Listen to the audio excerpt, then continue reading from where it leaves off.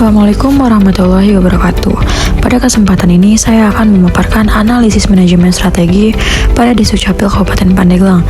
Analisis ini saya susun untuk melihat bagaimana kekuatan, kelemahan, peluang, dan ancaman yang dimiliki Disdukcapil, serta bagaimana strategi yang dapat meningkatkan kualitas pelayanan administrasi kependudukan. Semoga penjelasan ini dapat memberikan gambaran yang jelas bagi kita semua. Baik, langsung saja kita masuk ke pendahuluan. Dalam analisis ini, saya memilih Dinas Kependudukan dan Pencatatan Sipil Kabupaten Pandeglang sebagai objek pembahasan. Alasannya karena Disdukcapil memiliki peran yang sangat penting dalam memberikan pelayanan administrasi kependudukan kepada masyarakat, seperti pengurusan KTP, KK, akte kelahiran, dan berbagai dokumen lainnya.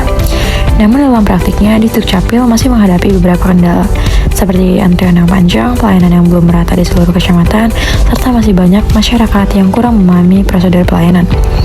Oleh karena itu, penting untuk menganalisis Disdukcapil dari sudut pandang manajemen strategi agar dapat diketahui kekuatan, kelemahan, peluang, serta ancaman yang dihadapi, sehingga strategi yang tepat dapat diterapkan untuk meningkatkan kualitas layanannya. Pembahasan selanjutnya yaitu membahas analisis IFAS atau Internal Factor Analysis. Kekuatannya yaitu beberapa kekuatan utama di Disdukcapil antara lain pegawai yang cukup berpengalaman, adanya SOP yang jelas, serta penerapan layanan online yang mulai berkembang. Selain itu, koordinasi dengan kecamatan dan desa juga sudah berjalan baik. Hal ini menunjukkan bahwa secara internal Disdukcapil memiliki modal yang cukup kuat untuk meningkatkan kualitas pelayanannya. Kelemahan dari analisis IFAS yaitu di sisi lain terdapat beberapa kelemahan yang masih perlu diperbaiki, yaitu antriannya masih panjang, perlu menjadikan keluhan masyarakat. Fasilitas ruang tunggu juga kurang nyaman, teknologi belum dimanfaatkan secara optimal, dan jumlah pegawai masih kurang sebanding dengan jumlah masyarakat yang dilayani. Dari analisis IFAS terlihat bahwa kekuatan sebenarnya lebih dominan daripada kelemahan, sehingga secara internal Disdukcapil memiliki potensi yang baik. Pembahasan selanjutnya yaitu analisis EPAS atau External Factor Analysis. Peluangnya yaitu dari sisi eksternal, Disdukcapil memiliki peluang besar untuk berkembang. Pemerintahan pusat sedang mendorong digitalisasi pelayanan administrasi kependudukan.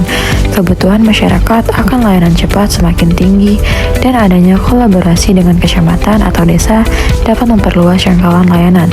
Selain itu, penggunaan aplikasi nasional seperti SIAK membantu standarisasi proses layanan. Meski demikian, Disdukcapil juga menghadapi ancaman yang nyata, seperti perubahan regulasi yang cukup sering, masyarakat yang belum terbiasa dengan layanan digital, keterbatasan anggaran daerah, serta potensi gangguan sistem atau server. Secara keseluruhan, peluang eksternal cukup besar, tetapi ancaman tetap harus dikelola dengan baik. Selanjutnya masuk ke kuadran SWOT dan matriks SWOT. Setelah menggabungkan faktor internal dan eksternal, dapat dirumuskan strategi SWOT sebagai berikut, yaitu strategi SO, memperkuat layanan online dan mengoptimalkan pegawai berpengalaman.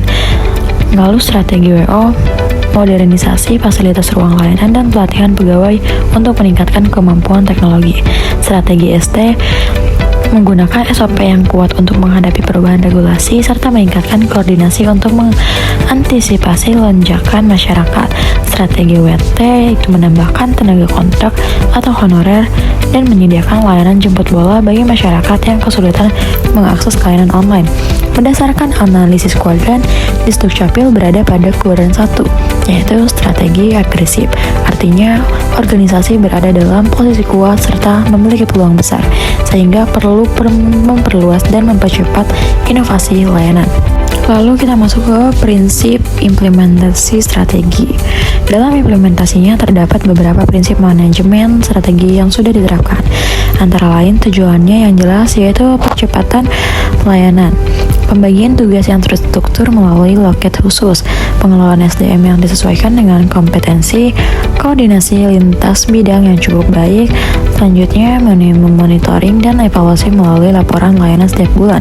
Meskipun prinsip-prinsip ini sudah cukup baik, masih diperlukan perbaikan dalam fasilitas dan pemanfaatan teknologi. Selanjutnya, evaluasi strategi dengan balance scorecard.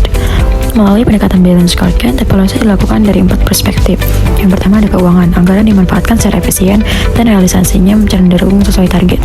Yang kedua yaitu pelanggan, kepuasan masyarakat meningkat sejak adanya layanan online, meskipun antrian langsung masih menjadi masalah.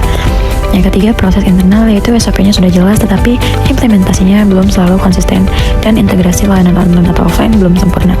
Yang terakhir yaitu pembelajaran dan pertumbuhan. Pelatihan untuk pegawai rutin dilakukan namun belum rata dan penggunaan teknologi belum maksimal. Dari evaluasi ini terlihat bahwa digitalisasi sudah berjalan tetapi perlu penguatan pada proses internal dan fasilitas. Kesimpulannya adalah secara keseluruhan Disdukcapil Pandeglang berada dalam posisi cukup kuat untuk menghadapi berbagai tantangan. Peluang digitalisasi harus dimanfaatkan secara optimal untuk mengurangi antrian dan mempercepat proses layanan. Strategi yang paling penting adalah meningkatkan kualitas layanan online, memperbaiki fasilitas ruang tunggu, serta menambah tenaga pelayanan agar beban pekerjaan lebih seimbang. Jika langkah-langkah strategis ini diterapkan secara konsisten, kualitas pelayanan publik di Disdukcapil akan meningkat secara signifikan. Demikian pemaparan analisis manajemen strategi pada Disdukcapil Kabupaten Pandeglang. Semoga penjelasan ini dapat memberikan gambaran yang lebih jelas mengenai kondisi internal dan eksternal organisasi serta strategi yang dapat diterapkan untuk meningkatkan kualitas layanan. Terima kasih atas perhatian dan kesempatannya. Wassalamualaikum warahmatullahi wabarakatuh.